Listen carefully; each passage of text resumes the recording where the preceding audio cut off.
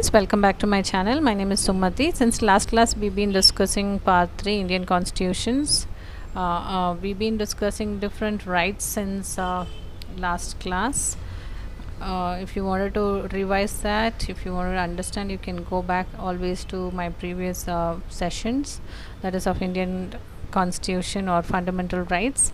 This is going to be a continuation class of our previous session, and do like my videos and subscribe my channel and hit the notifications bell for your more updates. Let's get into today's topic, that is right against exploitations. Article 23 to 24 is what today's we are going to covering. Okay, Article 23 is a prohibition of trafficking in human being, against human being and forced labors, and Article 23 aims to prevent the exploitations and individual through the two primary provisions: trafficking in human being and forced labor. It ensures that no person is subject to practice that deprive them from their basic human dignity and rights.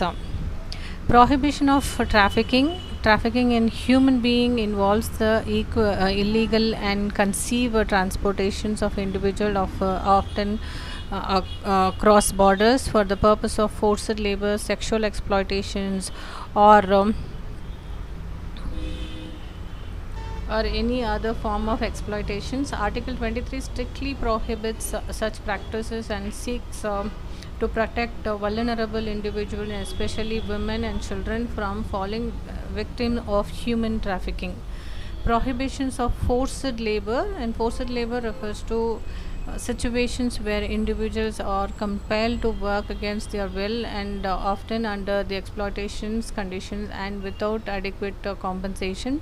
Article 23 prohibits forced labor and ensures that no persons can be forced to work without their consent or under threat of punishment.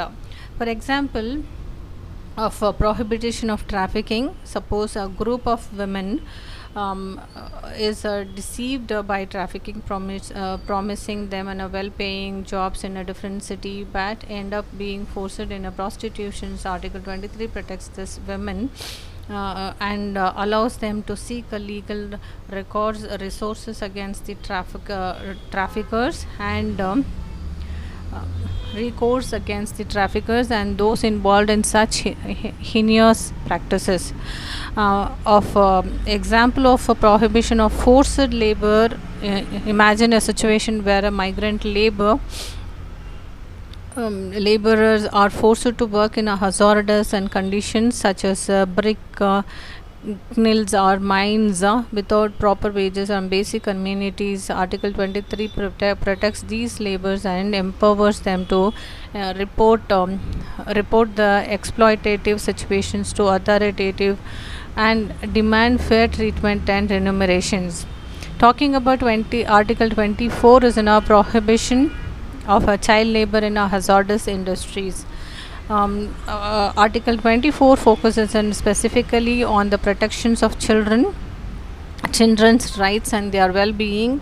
It prohibits the employment of children below the age of 14 years in hazardous and industries, safeguards their physical and mental health, and ensuring they receive proper education and protection. Prohibitions of child labor. Article 24 ensures that children are not engaged in any form of labor and may be harmful to their health and implies their educations and development. It promotes the idea that childhood should be protected and children should have opportunity to grow in safe and nourishing nurturing environment. Hazardous industries refers to sector that involves dangerous or physically demanding work such as mining, constructions, and chemical industries. Children are partially vulnerable in such settings due to their physical and mental immaturity.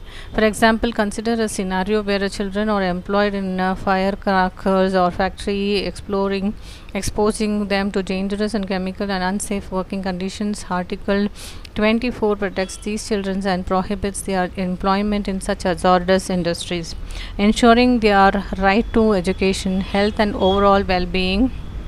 These provisions under the right against exploitations, Article 23 and 24, highlight the government's commitment to protecting the vulnerable sections of society, and especially women, children, and labor from their exploitation, unfair practices. The Constitution empowers to strike to take appropriate measure to eradicate such exploitative practice and create a just